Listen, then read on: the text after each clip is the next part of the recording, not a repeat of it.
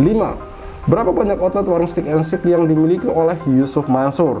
Karena seperti kita ketahui ada banyak pernyataan Yusuf Mansur yang mana dia mempromosikan warung Steak and Shake, mengaku sebagai salah satu pemilik dari warung Steak and Shake, mengaku sebagai investor di sana.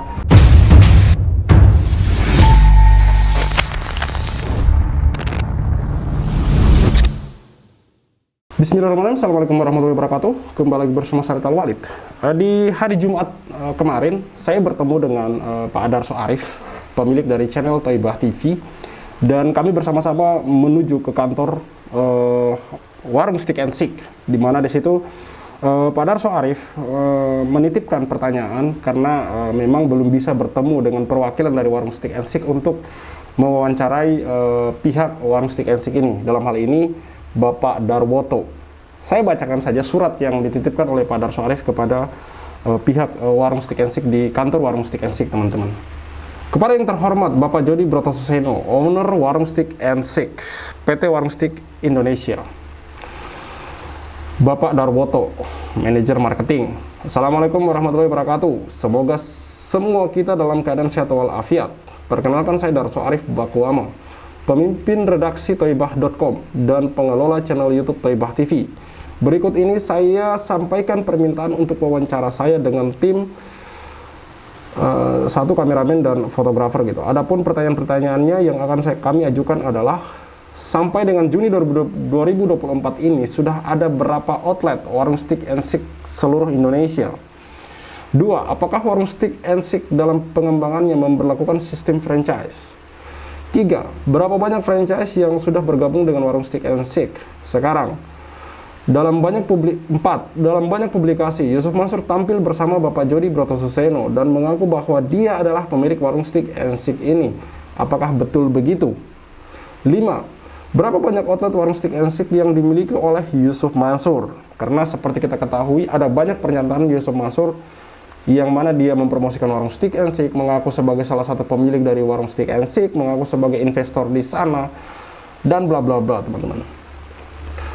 Apakah benar lahan tempat berdirinya warung Steak and Shake di berbagai tempat sudah dibeli dan dimiliki oleh Yusuf Mansur secara pribadi? Pertanyaan lain akan berkembang dalam wawancara nanti. Jika Bapak tidak berkenan menerima kami mohon agar pertanyaan di atas dijawab secara tertulis.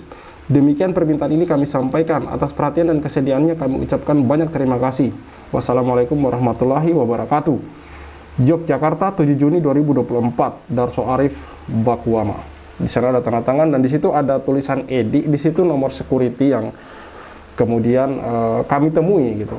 Jadi di kantor warung Steak and Shake ini kami cuma bisa bertemu dengan security-nya yang kemudian mengabari bahwa belum bisa menjanjikan untuk bisa diwawancarai secara langsung pihak dari warung Steak and Shake ini. Dalam hal ini manajer marketingnya Bapak Darwoto ya, teman-teman.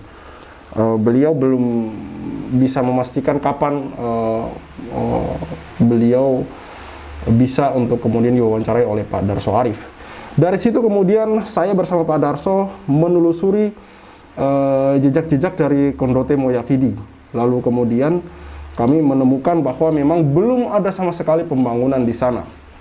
Sementara dari Kumparan News di tahun 2020, Yusuf Mansur itu muncul dan berbicara mengenai Kondote Moyavidi. Ini dari Kumparan News. Ustadz Yusuf Mansur bicara soal gugatan 5 miliar. Mohon doanya, saya tak akan lari. Ini 5 Juni 2020. Saya bacakan beritanya, teman-teman. Karena di sini juga ada pernyataan Yusuf Mansur yang mengatakan bahwa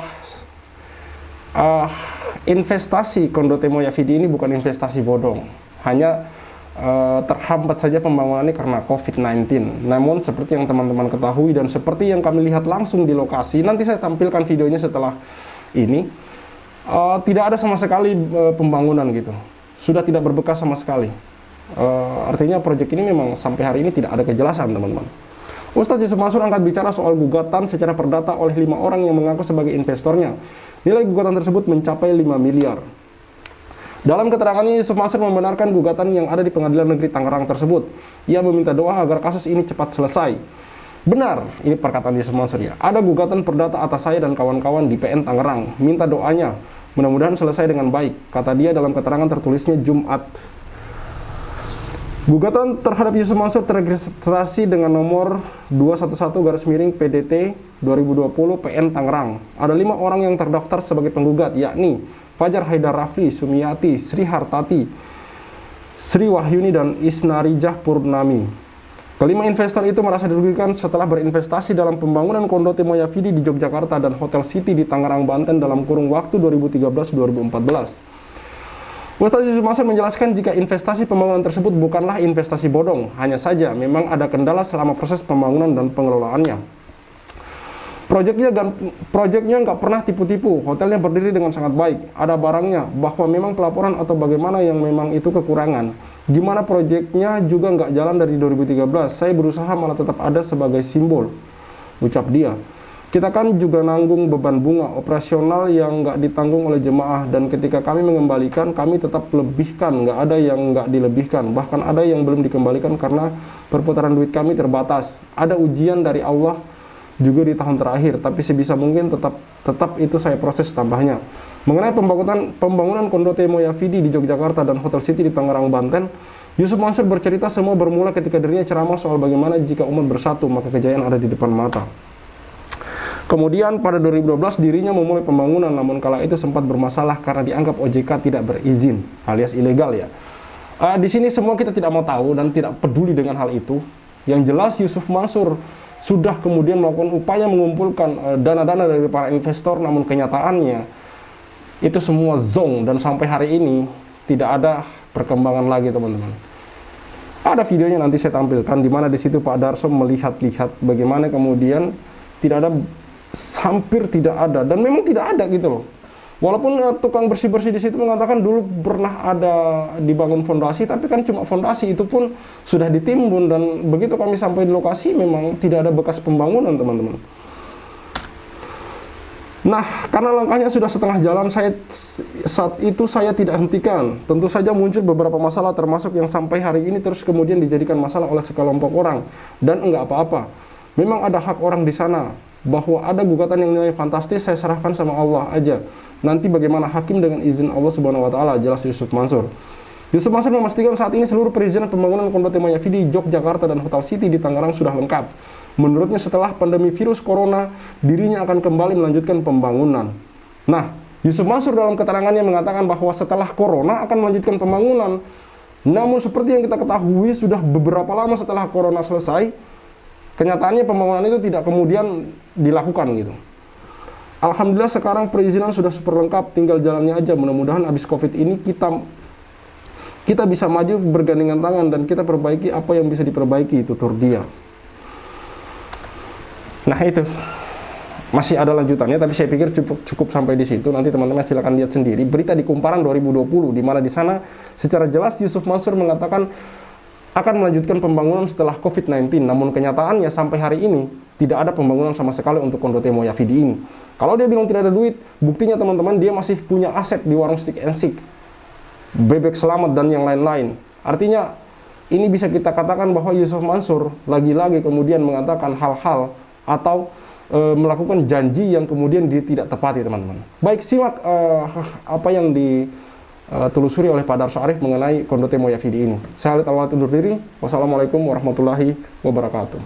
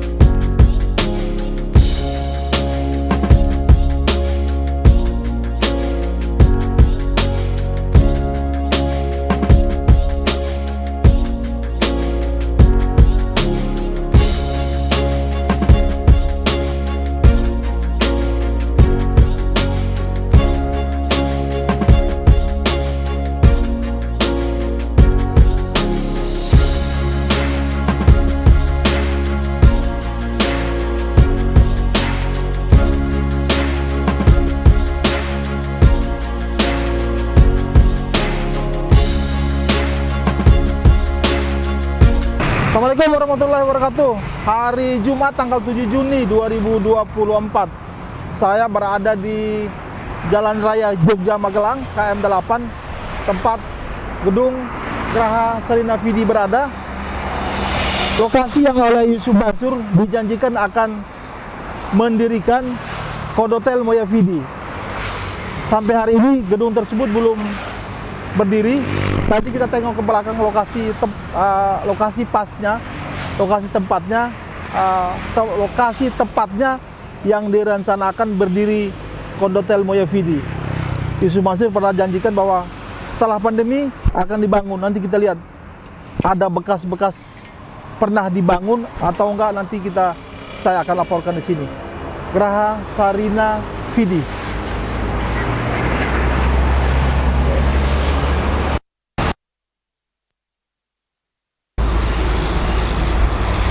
Jadi yang pernah dipublikasikan oleh Yusuf Mansur dan mereka yang tergabung dalam proyek Kondotel Moya Fidi adalah di belakang gedung pertemuan ini. Nanti kita tanya. Oke. Disebutkan dalam berbagai publikasi, Kondotel Moya Fidi itu letaknya di belakang gedung ini. Jadi kita masuk dari sisi sebelah kiri gedung, terus lewat basement, terus ke belakang.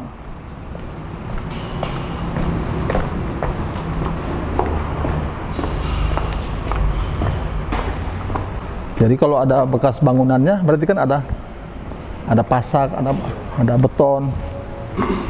Kalau ini dibangun sama sekali. Kenapa? Oh, sama sekali nggak dibangun. Sama sekali banget.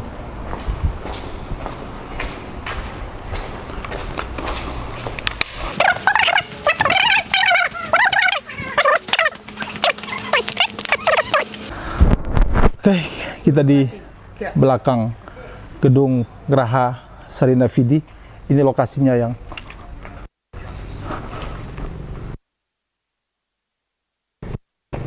ini jalan umum.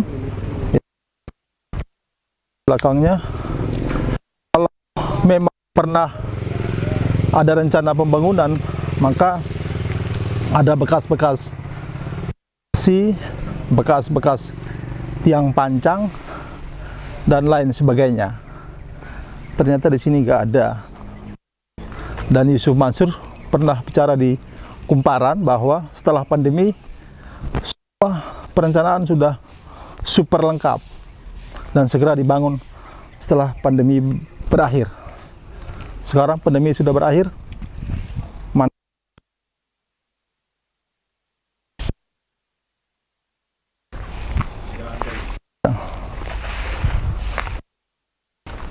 Nggak ada. Ini masih ada garden. Udah lama kerja sini, Pak? Ya. Udah ya. Bangun gedung di sini jadi, Pak? Oh, nggak jadi. Nggak jadi? Nggak. Kenapa, Pak? Wah, ini rahasia. Nggak tahu ya, itu urusan bos. Yang punya. Yang punya ya. Saya sendiri kan cuma. Tapi Bapak selama ini 10 tahun kerja di sini ada, Pak? Ada. Ada 10 tahun ya? Ada. Belum ada pembangunan apa Oh, gitu? belum, masih sawah ini. Sawah. Sampai sekarang belum ada. Belum. Ya Dulu. ini tambah bangunan ini aja. Ini bangunan tahun berapa nih, Pak? Kira-kira ya 10 tahun lah. 10 tahun ya. Iya. Jadi Ibu Suryati yang rencana membangun hotel di sini Iya. nggak jadi ya, Pak? Nggak jadi. Nggak ada ya, Pak? Padahal ini sudah apa itu pondasi semua. Oh, Oh, sudah pondasi semua. udah digali bikin pondasi? Sudah. Oh. Sudah dibor sudah. Ternyata nggak jadi ya, Pak? Nggak ada. Katanya udah habis berapa lihat itu. Loh, itu bekasnya mana, Pak? Di tanah, jadi nggak kelihatan. Oh, digali aja. Ditutup tanah dulu. Ditutup. Yang kerja itu siapa, Pak? PT apa ya? Ini bekasnya ini. Oh, ini bekasnya. Apa tak? Dinding. Oh. Yang kerja sama-sama Pak Ustadz itu ya, Pak? Iya. Oh. Ustadz siapa namanya, Pak? Coba. Pak Ustadznya? Ustadznya itu banyak di sini. Hah, sini gonta-ganti Ustadz Pak. Jadi saya enggak. Bapak siapa namanya Pak? Saya Jumarno. Pak Jumarno. Pak Jumarno. Dengan Ibu Suryati ada hubungan? Oh enggak ada. Nggak ada. Teman karyawan aja. Oh, kan. Tapi pernah ketemu Ibu Suryati? Sering. Sering. Kalau ada acara di sini pasti ada. Beliau masih sehat, Pak? Masih. Masih sehat, masih gagah gitu. Ya setua bare ya masih bisa Iya, jalan. masih jalan ya. Terakhir ketemu kapan, Pak? Bu Suryati? Terakhir kemarin ada mantan minggu kemarin. Minggu kemarin. Iya. Berarti ini kan tanggal 7 ya, Pak? Ya. Sekitar tanggal 1 gitu. Besok masih kesini hari Minggu. Oh. Ada mantan. Ada manten. Iya. Jadi ketemu Bu Suryati minggu lalu ya? Iya. Masih jalan gitu ya, Pak? Masih. Oke, Pak. Mau beli Pak? Iya. Yang Saya termasuk gedungnya. rencana begitu, rencana. Iya. Tapi kan duitnya kan nggak ada, Pak. Wah ya mau beli. Insya Allah, insya Allah. Saya udah sebenarnya Udah apa nih? udah purna di sini. Udah purna bakti, Ya, cuma tapi masih berkarya. Ya bantu gini. aja, Bantu-bantu. nyapu-nyapu gitu. Gajinya pinten, Pak? Wah, 20 juta, 20 juta. ngeri Pak. Ngeri. Di sini tuh kalau mulai karyawan itu terpaksa nggak mau. Iya. Karena terpaksa aja. Jujur aja. Terpaksa Kalau apa? orang di lapangan tuh sini nggak ada yang besar gajinya. Jujur aja. Iya. Ini saya belak-belakan karena bukan karyawan, saya cuman Pak Jumarno, terima kasih banyak ya. Ya. Tapi waktu dikerjain fondasi itu Pak Jumarno tahu? tahu. Tahu ya. Tahu persis. Katanya mau bangun apa, Pak? Apa? Katanya mau bangun apa waktu Hotel. itu? Hotel. Hotel. Itu pekerjaannya ada setahun, Iya kurang lebih lah. kurang lebih ya. Tahun berapa sih, Pak, tepatnya itu, Pak? Setelah ini ya, setelah ini Oh. selesai terus Loh, ini tahun berapa? tahunnya saya lupa Pak, sekitar 10 tahunan. 10 tahunan ya. Setelah ini selesai terus mau bangun hotel itu ya, Iya. Pak? Nggak jadi ya, Pak? Sayang ya, Pak. Ya saya. Kalau jadi hotel kan Pak Jumarno kan hari ini pakai dasi, pakai jas. Dulu saya ada sih Pak, saya Wah. juga pakai hotel dulu Oh, hotel di mana, Pak? di Ambarukmo. Baru mau hotel gede itu, Pak. Terus Ya sejak dulu saya di sana, cuman kan tahun 2004 itu kan PHK semua. oh, 2004. PHK massal gitu. Karena pindah alih milik Pak Sultan dulu kan PTHI. Betul. Terus nggak diperpanjang sama Pak Sultan, akhirnya dibeli. Iya. Hotel itu dibeli. Tanahnya milik Sultan. Sultan. Kaya semua. Oke. Pak Jumarno pamit, makasih banyak. Monggo Pak. Iya. Assalamualaikum. Waalaikumsalam. Jadi